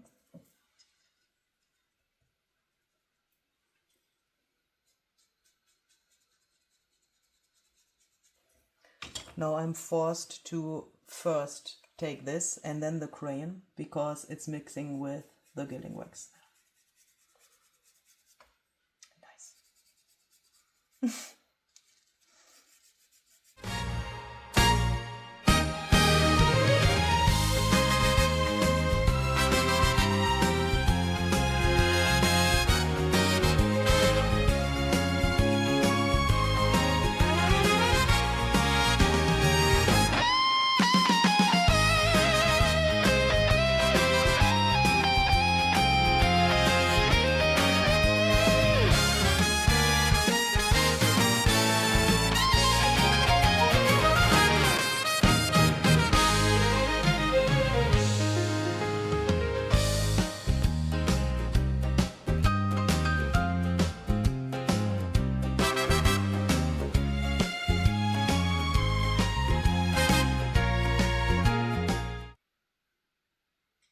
Is this good? I have absolutely no idea. But what I know is that I've learned a lot, not only about this paste and these little beads, but also about myself and how I handle situations which don't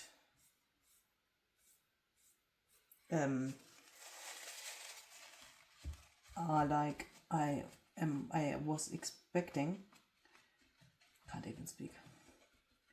Want to avoid that this soaks into the paper. And now my shadow is ruined.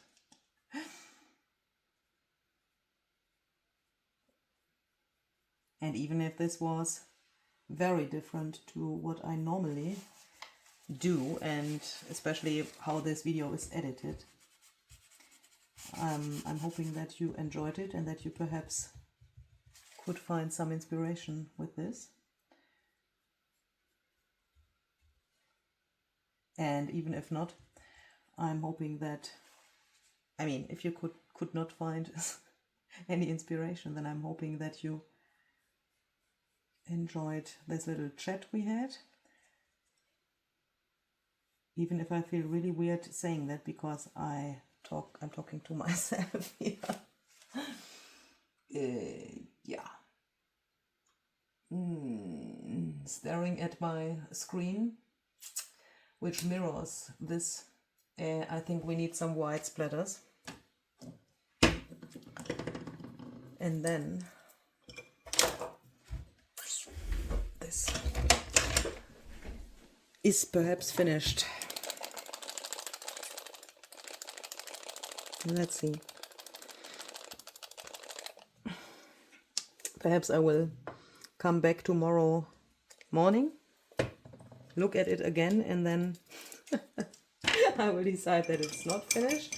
But to be honest, I'm really hoping that that will not happen. We still have this straight edge here from the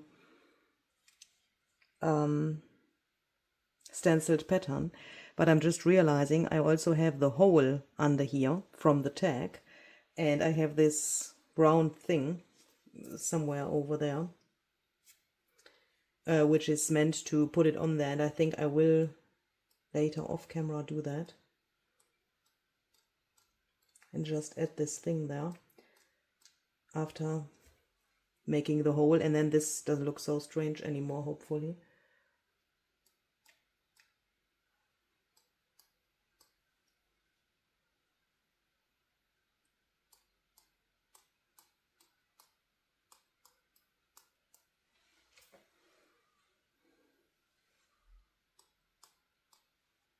Okay. I think this is finished now.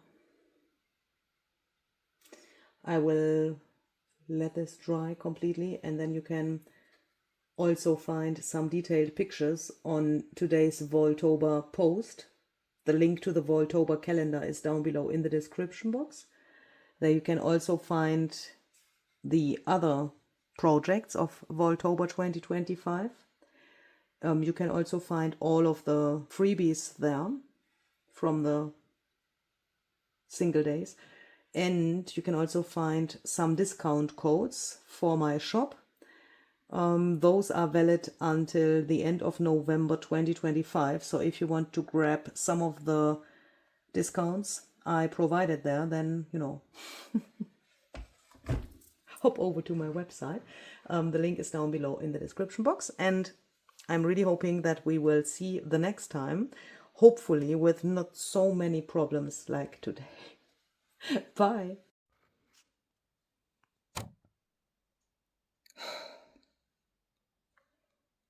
Please, just make a copy, okay? Just a copy of my book page.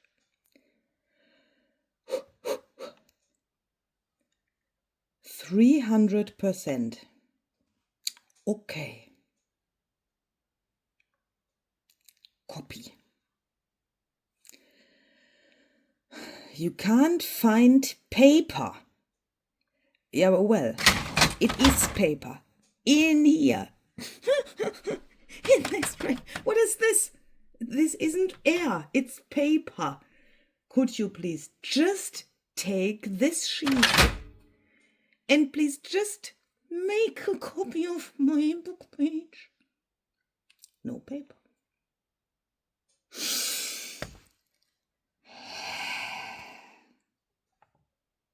Paper settings. A4 matte photo paper. Please just print this. I want to make my video. I want to make a nice project. So just... Please just print. I can't believe it.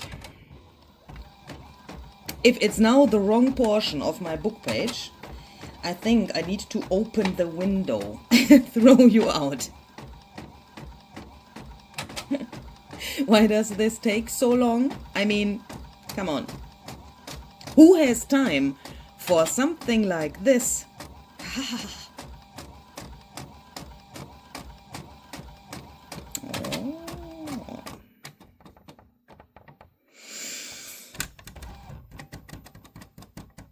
Give me this paper. Just please give me this paper.